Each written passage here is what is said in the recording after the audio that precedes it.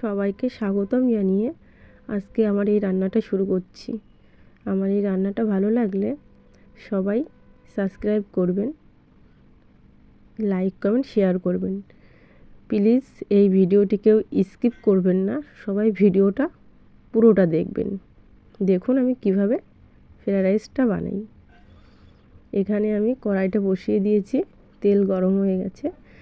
এখানে আমি 3টে গাজর ভেজে নিয়েছি। দেখুন গাজরগুলো আমার ভাজা হয়ে গেছে। সেই তেলেই আমি একটা বড় সাইজের ক্যাপসিকাম আর কিছুটা বিন দিয়ে দিয়েছি ভাজা করার জন্য।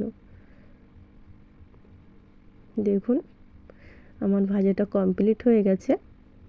এবার তুলে নেব। ওই তেলেই আমি কাজু কিশমিশগুলো হালকা ভেজে নেব।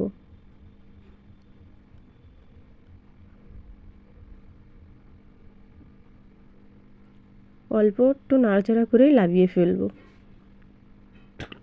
এখানে ভাত বসিয়ে দিয়েছি। ভাতের জন্য এখানে গরম জল দিয়ে দিয়েছি। এখানে লবঙ্গ, এলাচ আর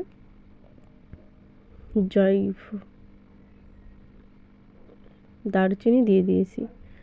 চালটা ভেজানো হয়ে গেছে। দেখুন জলটা গরম হয়ে গেছে, আমি চালটা দিয়ে দিয়েছি।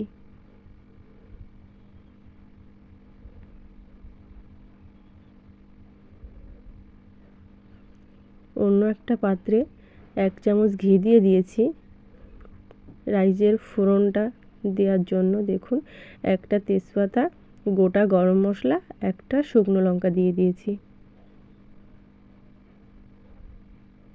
এখানে ভাতটা আমার প্রায় হয়েই গেছে। দেখুন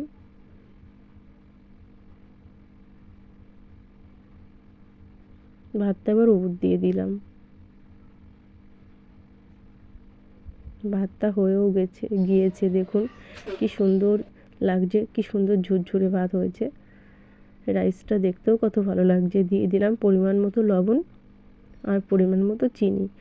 ভেজে রাখা সবজিগুলো সব দিয়ে দিলাম। আমার একটা সিক্রেট মশলা। এই মশলাটা দিয়ে রাইসটা বানালে খুব সুন্দর লাগে খেতে। ঘি দিয়ে দিলাম। ঘিটা আগেও একবার দিয়েছিলাম, সেই জন্য এখন 1 চামচই দিলাম। এইভাবে করে দেখবেন, খুব সুন্দর খেতে লাগে। আমার ভিডিওটা পুরো দেখবেন। রান্নাটা ভালো লাগলে সাবস্ক্রাইব করবেন।